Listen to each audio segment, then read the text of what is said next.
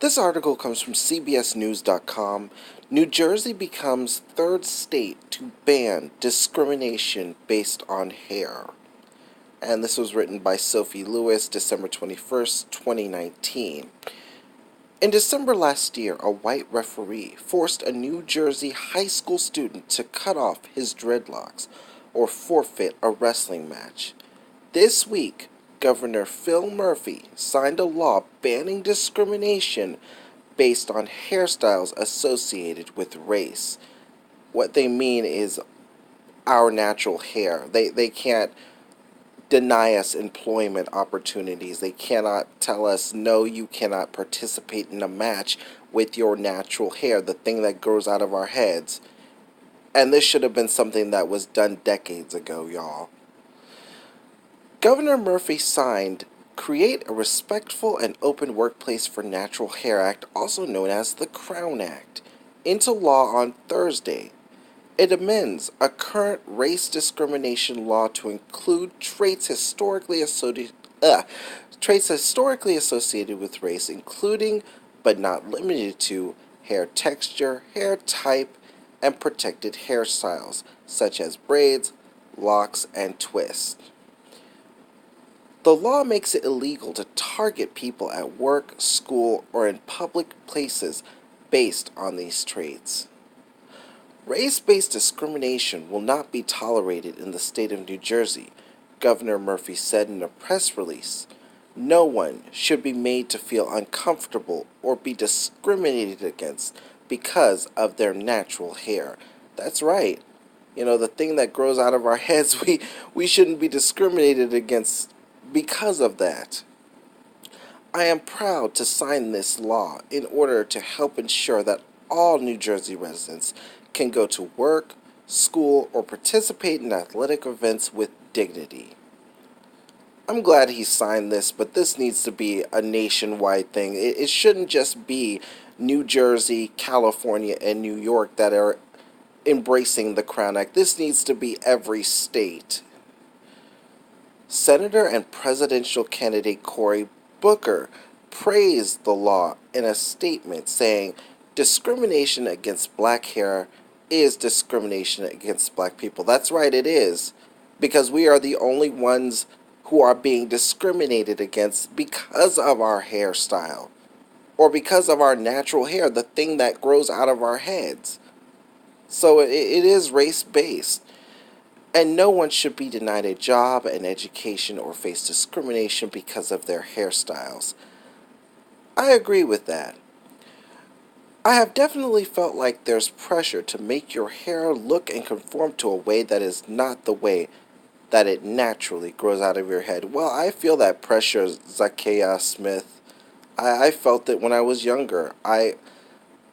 When I was younger, I think I was the only black student in elementary school. And every day, the students would ask me, why does my hair look like this? And one day I just told my mom and dad that I just wanted to relax it. You know, I wasn't thinking about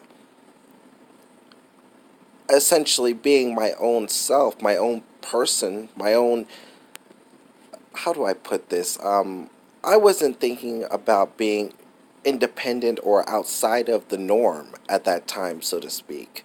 I was thinking about trying to conform. But as I grew older, I said, I'm not doing this anymore. I'm not putting chemical relaxers on my hair.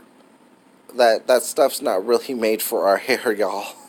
I'm just going to let you know that right off the bat. That stuff is damaging to black hair. The state secretary of higher education said in a video on Twitter, and that's a lot of pressure to be like. I need to spend several hours or get a different, like a wig to put over my head, to not be able to show up. The legislation was introduced after a widely circulated video showed wrestlers Andrew Johnson's hair being haphazardly cut following a discussion by referee Alan Maloney.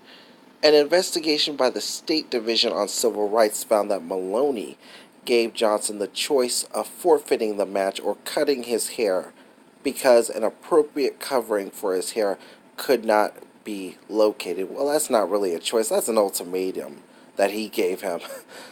That's an ultimatum he gave this young student here, was cut your hair or get the fuck off the playing field. Get the fuck out of the ring, basically. And this is the video here. I'm going to see if I can play it. Because I saw this video last year and I was disgusted. I, Marie, wish someone had told us that there are hundreds of affordable invitations And save the dates. and Oh, thank no. yous on Sola.com. The scream hashtag Alex gets Marie. Chuck? I'm sorry. I can't do anything about this commercial here. I'm going to wait till it finishes.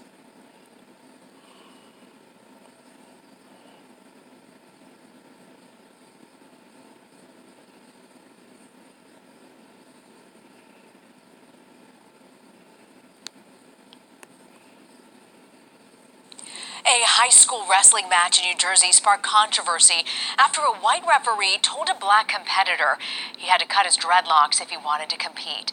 The ref at a New Jersey high school ruled wrestler Andrew Johnson's hair violated a rule about hair extending past the earlobes, and he didn't wear a cap that met the requirements. Johnson chose to have his hair cut rather than forfeit the match. Some think the ruling was racially motivated. He ended up winning. New Jersey Governor Phil Murphy has weighed in, writing on Twitter, no student should have to needlessly choose between his or her identity and playing sports. The whole thing is now under investigation. That looks so humiliating and degrading. I am so sorry for Andrew. I really am. I hope that coach got fired. In July, California became the first state to sign the Crown Act into law, followed by New York. According to the Act's website, it's been introduced in 12 other states in the eastern part of the United States. Again, this needs to be a federal thing. This needs to be nationwide, y'all.